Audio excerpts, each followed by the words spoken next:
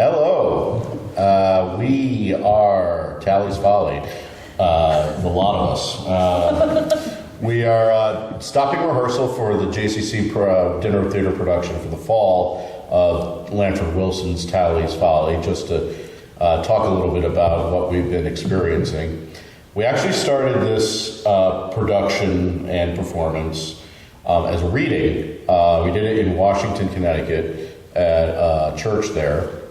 A lot of people that were our friends, family, and people in the theater came to see it, and they were excited about it, and they actually were emotionally attached to it towards the end. And I don't want to say it was just a reading because they did very good characterizations, but it did start out that way.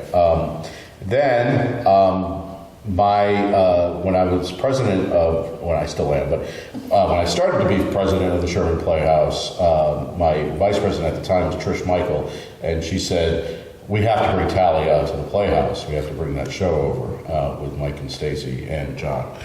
And I said, well, let's see if we could fit it into a schedule. So I think it was about 3 years ago, we fit it into the 2015 schedule. After 1984, and fitted it for 2 weekends, and that was so it was a 5-show production schedule that year, and that was very critically acclaimed, and a lot of the newspapers and the blogs really were excited about how well this came across, and so, for the dinner theater, I proposed this. The dinner theater at the JCC is, I think this is about our 8th or 9th one. And they've all been very successful. They've all been very well attended. So, I asked Mr. Cooperman, the president, how he think he would this go by, and he said, this would be a good choice, and he likes it. He saw it, I think, at the roundabout at some point. And so he knew about the play, and it has some great themes to it. And it's basically a Valentine love story that, anybody would appreciate. And it's a 2-person show, so it's easy to put on this small stage. And actually, Stacy and Mike were on the stage and off of it because we had to use a lot more of the area for the Canterville Ghost, which was a few years ago for a dinner theater, which was more of a family show, and that was with some children. And at any rate, it was a larger cast, and we managed to do it some justice. Mike played the Canterville Ghost. Do you remember that, Mike? I do indeed. Okay. That was a different accent, wasn't it? Yes, it was. It was scary. And Stacy had a different accent. Yes, I did, yes. What did you play? You played his wife, I right? played his wife that he murdered. That he murdered, right. Yes, So, he got to chase me with a sword through the building. through the audience, he was chasing her through the sword. So let's bring him back, Sans sword, and bring back this Lanford Wilson classic. And John was you played it for the reading too. I did, yes. Yeah. Yep. From the beginning. Incidental music at the reading, and then came with it to Sherman. So just a little backgroundy type music and something to enhance the performance. John Bolster, obviously, we've seen him in many venues that plays banjo and sings. And there was a song called Lindy Lou. How did you learn that? Did you get sheet music, or? Oh dear, I don't read. Or was it a YouTube thing? Well, neither. I don't read music, so Yeah. I actually got a recording of it. It was actually recorded. The opera singer. Paul Robeson? Paul Robeson. I took a Paul Robeson recording of it and listened to it until I sort of hammered it into my brain. Right. So it works well. So Right. there's references to it in the show here, so it's neat. So we're calling him Uncle Whistler, and he built the Folly. The Folly is, Stacey, you describe what a Folly is. You're better at that. Well, a folly is something that's built that really has no use, no practical use. And in this case, this is the boathouse that we are set in. So this behind us will be a boathouse. Right, because we're in the rehearsal process And we did that with the Sherman stage, and it came out pretty well. It's a very fun time to dress this show because you could put basically some storage in there, some stuff to do with boating. John's bringing his boat by car, I'm assuming. Absolutely. He's gonna row We'll have over a real here. boat on shore. and situate it where we need to situate it. And basically, Matt Friedman, or what Mike plays as Matt Friedman, comes through this whole audience as if they were in the river, which is actually part of his monologue. So that's a segue into, give us who is Matt Friedman? Matt Friedman is an accountant. The year is 1944, so in 1943 he visited the town that the character Stacy's playing, Sally Tally. They met for a summer, and it was just like a week. And they had a little bit of a fling. And essentially he has been smitten ever since. So he spent all that time coming back about a year after their initial meeting, and has a chance. He has this passage of time. This play is pretty much played out in real time. So it's partly a memory play in that sense, because all of these things are, past tense that he's alluding to as he sets the stage for this waltz that Lanford Wilson describes as this story. It's really between two souls who really are meant for one another, but at the same time have to have conviction, and some truths have to be aired and spoken. So that's part of how this story plays out. And for the seriousness of it, there is a lot of humor in this story, I feel. There's a lot going on. I'm always adding to Matt's character. As far as new Stacking shtick. the deck, as the magicians like to say. And as the Yiddish word shtick from Shtick, vaudeville. yeah, that's right. I think Matt acts out a lot of stuff. He does Humphrey Bogart. He does Southern people that he may have heard before.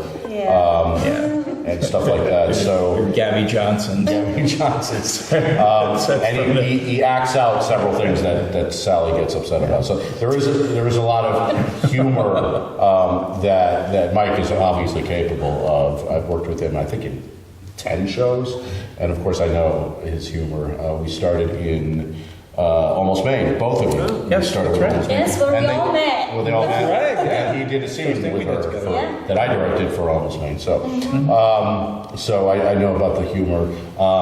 He does have to have a bit of a Yiddish Jewish accent, which he's trying to get rid of. Meaning Matt Friedman is trying to get rid of it. Yeah, I he don't has- want Mike to get rid of it, but Yeah, he has like German Jewish lineage, so a lot Right. of that accent has sort of been pounded away by the passage of time. And he has had such a history that he goes through, which is very interesting as far as unearthing his past. Yeah. So let's move over to Sally. What is she like? Sally is extremely guarded. Sally also has a history that gets unpacked during the course of this show, but it has made her probably one of the most guarded people ever. She's absolutely terrified to get her shell cracked, which is a reference to something in the play that you'll have to come and see to find out. She is very much in love with Matt, but will not allow herself to be, which is the trick with Sally, is to find that balance of how much she lets slip and how much she doesn't. She is caught between what she wants and what is expected by her family, the Tallies of the Tallies Folly, and they are always right on the periphery of everything. They could bust in at any moment, and she is very torn between her duties to them and her duty to herself. She has to come to see who wins. It's very important. When I'm directing, I usually really accentuate environment.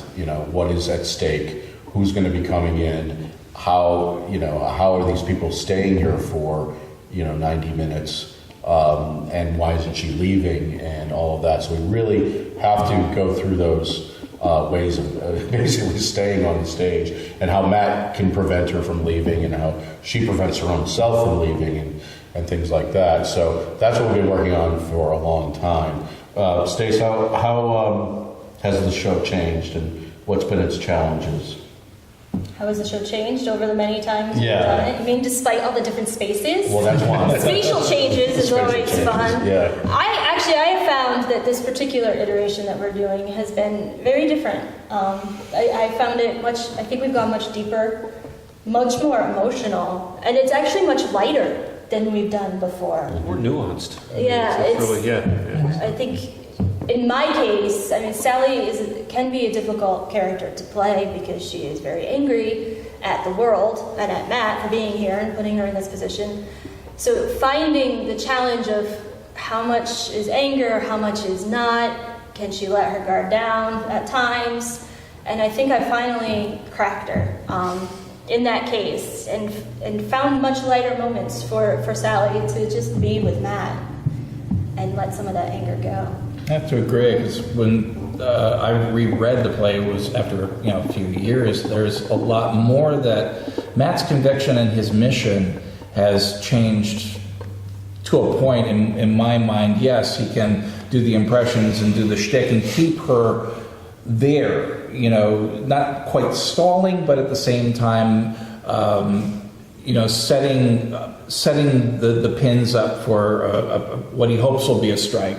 In a bowling sensibility. But metaphors aside, the trick is that he's playing beat the clock. He's looking at his watch and knows how much time he has to make his case, and hopefully everything will fall into place. Right. He calls it his Valentine, and there's a Valentine. It's kind of a long one, and it's not flowers. It's not chocolate. It's actually but it's not that long.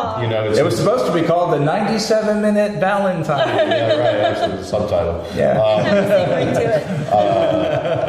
it. So, and again, there's that interesting thing about control. That he's trying to control the situation, and it's killing him because there's so many wrenches being thrown into the works. That type of thing.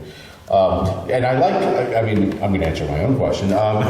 What I like to see, what I like seeing about this is what these guys have said, and the different venues, and the growth of the characters. It kind of reminds me of one of my favorite films is Vanya on 42nd Street, and what that was a group of actors that kept coming back to this theater at 42nd Street in the 90s, and they would just meet up, the same actors, playing the same characters, and do Uncle Vanya.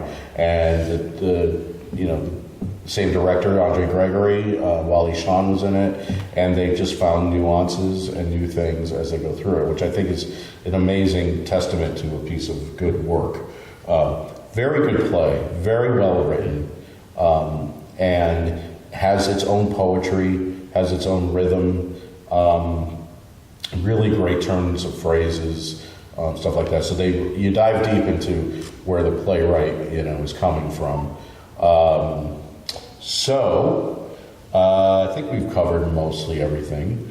So this is going up November 10th here at the JCC, which is in Sherman. So you can get your tickets at jccinsherman.org.